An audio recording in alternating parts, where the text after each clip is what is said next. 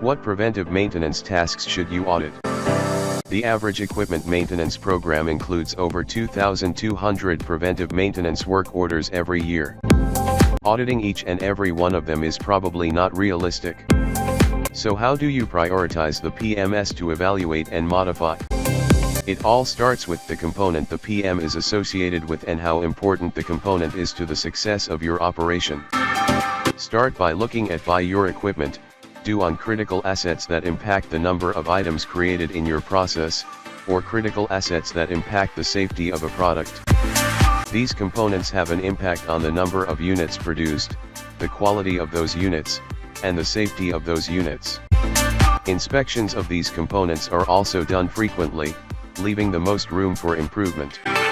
If you want to zero in on preventive maintenance work to audit immediately, Buy Your Equipment suggests looking at assets that consistently break down or don't function properly. These elements have the biggest impact on your operation, so addressing them will give you quick wins.